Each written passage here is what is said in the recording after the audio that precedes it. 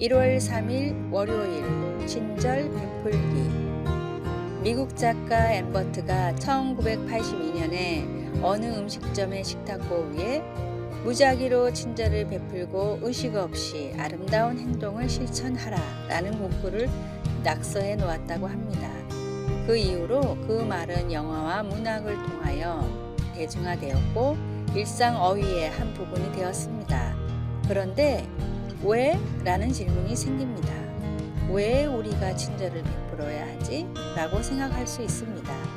그러나 예수님을 따르는 사람들에게는 답이 분명합니다. 그것은 하나님의 부드러운 자비와 친절을 보여주기 위해서입니다. 구약 성경에는 모압에서 이주해온 룻의 이야기 속에 이 원리를 보여주는 본보기가 있습니다. 룻은 이방인으로서 그녀가 이해할 수 없는 언어와 문화를 지닌 낯선 땅에 살게 되었습니다.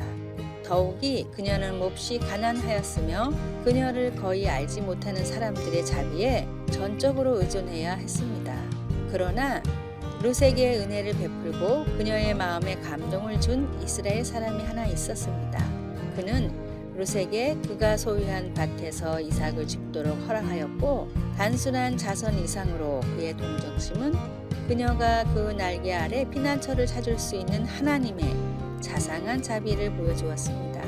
룻은 보아스의 신부가 되어 하나님의 가족의 일부가 되었고 세상에 구원을 가져오신 예수님께로 이어지는 조상의 한 줄기가 되었습니다. 우리는 예수님의 이름으로 행한 친절이 어떤 결과를 가져올지 결코 알지 못합니다. 어느 때라도 친절을 베푸시기를 바랍니다. 말씀. 나는 이방 여인이거늘 당신이 어찌하여 내게 은혜를 베푸시며 나를 돌보시나이까. 룻기 2장 10절. 찬송 449장 예수 따라가며. 기도. 주님은 제가 오늘 다른 사람을 위해 무엇을 하기를 원하십니까? 저를 인도해 주시고 그리하여 그 사람이 주님의 빛을 보게 해 주소서. 아멘.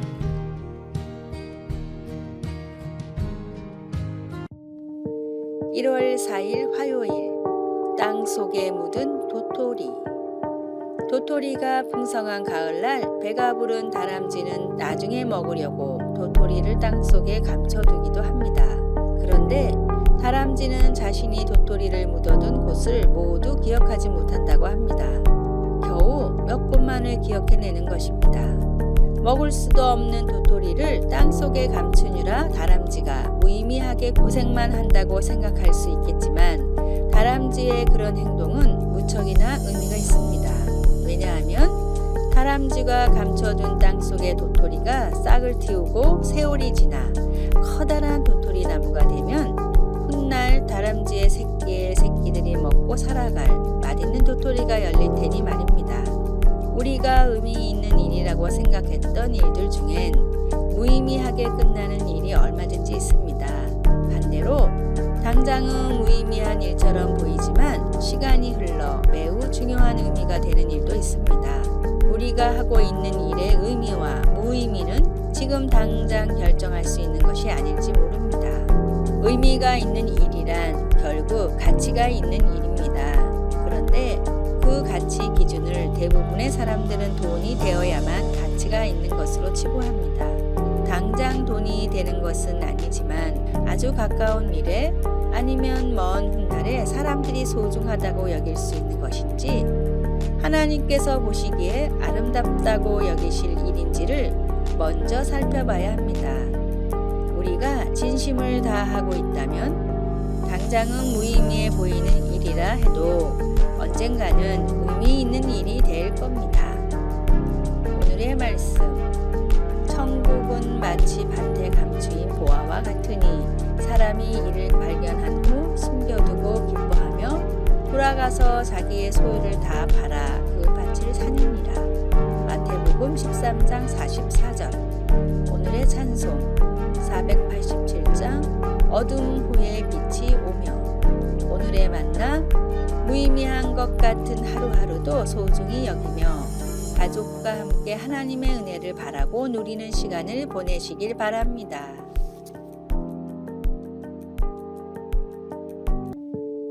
1월 5일 수요일 숨길 수 없음. 2015년 한 국제적인 리서치 회사의 보고에 의하면 전 세계적으로 2억 4,500만여 개의 감시 카메라가 설치되어 있고 그 수는 매년 15%씩 증가하고 있다고 합니다. 거기에다 수많은 스마트폰 사용자들도 생일 파티부터 은행 강도 사건에 이르기까지 이런저런 일상을 카메라에 담고 있습니다.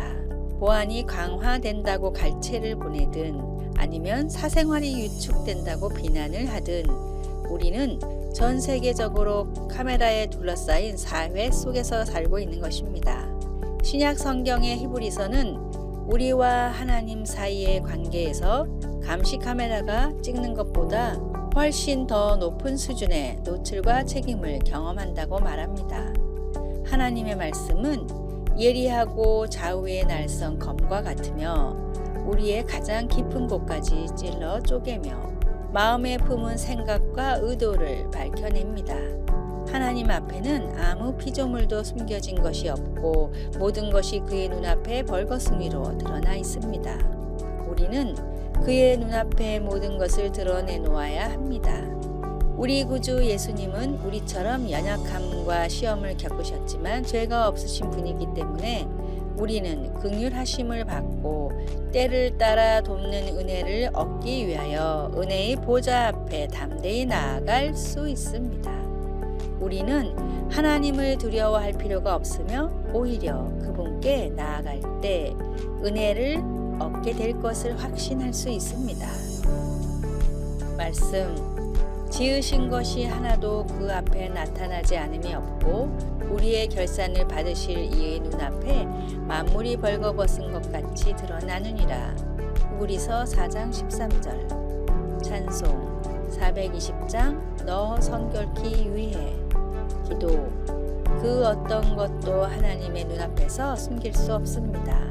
하나님의 사랑보다 더 큰 것은 없으며 하나님의 자비와 은혜보다 더 강한 것은 없습니다. 아멘.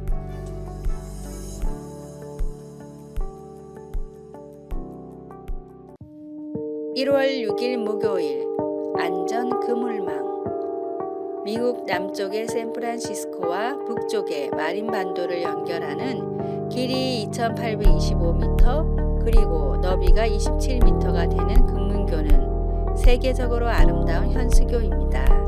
금문교를 만들 때 인부들이 실족하여 밑으로 떨어져 23명이나 사망하면서 두려움 때문에 일을 제대로 할 수가 없었다고 합니다. 생각 끝에 건설회사에서는 거대한 안전 그물망을 설치했습니다. 그 후에 추락사하는 인부들은 거의 없었습니다. 떨어져도 튼튼한 그물망 때문에 죽지 않는다는 생각이 큰 안정감을 주었던 것입니다. 그뿐만 아니라 공사 진행이 이전보다 약 20%나 빨리 진척되었다고 합니다. 떨어져도 된다라는 마음이 안 떨어지게 만든 겁니다. 공중 그네 타기를 배우는 사람은 제일 먼저 그물에 떨어지는 훈련을 합니다. 떨어져도 안전한 그물이 있다는 확신 속에서 공중 그네 타기 실력을 연마할 수 있는 겁니다. 그물이 있다는 확신에서 오는 안전함과 날아오름인 것입니다. 탕자 이야기에는 아버지라는 단어가 11번 나옵니다. 우리가 믿는 하나님은 아버지 하나님이십니다. 아버지는 우리를 사랑하는 가장 안전하고 확실한 안전망이자 그물입니다. 사람은 사랑을 만나야 존재의 안정이 가득합니다.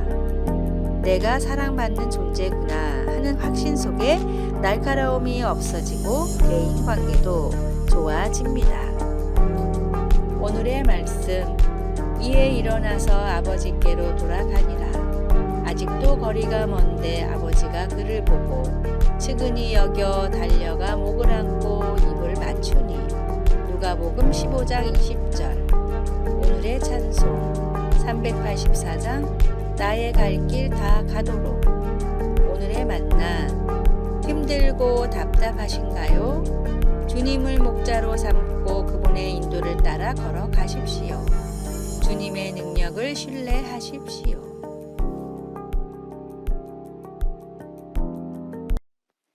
1월 7일 금요일 바람 속에서 성장.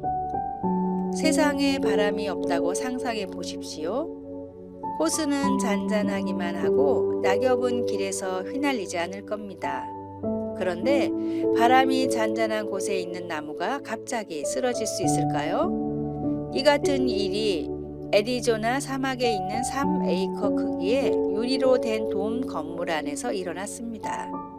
바이오스피어 2라고 불리는 바람이 불지 않는 이 커다란 투명 공간 속에서 자라던 여러 그루의 나무는 정상적인 속도보다 빠르게 성장했지만 갑자기 나무 자신의 무게를 이기지 못하고 쓰러져 버렸습니다. 과제를 수행하던 연구원들이 마침내 설명을 찾았는데 나무가 튼튼하게 성장하려면 바람의 압박이 있어야 한다는 것이었습니다. 예수님은 제자들의 믿음을 강하게 하기 위해 강풍을 겪게 하셨습니다. 한밤중에 익숙한 호수를 건너던 중 맞이한 갑작스러운 폭풍은 단련된 그들조차 감당하기 매우 힘들었습니다. 예수님이 피곤에 지쳐 배 뒤에서 주무시는 동안 바람과 파도로 인해 배가 물에 잠겨가고 있었습니다. 제자들은 겁에 질려 예수님을 깨웠습니다. 예수님은 그들이 곧 죽게 된 것을 신경 쓰지 않으셨을까요? 주님은 무슨 생각을 하고 계셨을까요? 곧 제자들은 상황을 바로 깨닫기 시작했습니다. 예수님은 바람과 파도에게 잠잠하라 명하시고 제자들에게 왜 아직도 그에 대한 믿음이 없느냐고 물으셨습니다. 만약 바람이 불지 않았다면 제자들은 그가 누구이기에 바람과 바다도 순종하는가? 라고 결코 묻지 않았을 것입니다. 오늘날 안전한 공간에서 사는 삶이 좋아 보일지도 모르겠습니다. 그러나 우리의 환경에서 바람이 불 때 그분의 잠잠하라는 안위의 음성을 찾지 못한다면 우리의 믿음이 얼마나 강해질 수 있을까요? 말씀. 그들이 심히 두려워하여 서로 말하되 그가 누구이기에 바람과 바다도 순종하는가 하였더라.